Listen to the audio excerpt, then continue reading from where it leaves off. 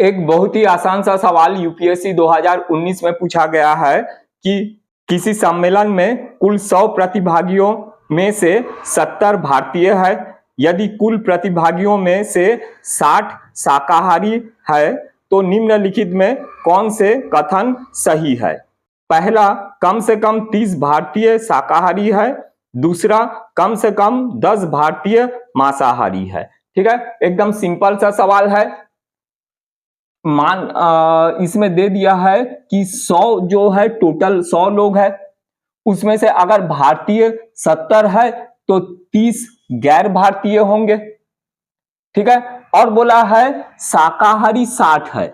अगर मान लो गैर भारतीय सभी 30 के 30 शाकाहारी हो, 60 टोटल शाकाहारी है, तो 70 में से कम 30 भारतीय जो होगा, 30 भारतीय वो शाकाहारी होगा, क्योंकि 60 शाकाहारी है और 30 गैर भारतीय शाकाहारी है। बचे शाकाहारी में भारतीय जरूर होंगे, माने कम से कम 30 व्यक्ति शाकाहारी जरूर होंगे।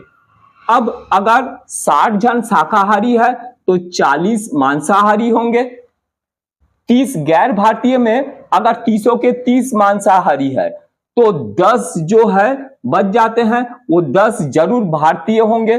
तो कम से कम 10 भारतीय जो है वो मांसाहारी है, माने वो कम से कम 30 भारतीय शाकाहारी है और 10 भारतीय मांसाहारी है, माने ऑप्शन सी इसका आंसर।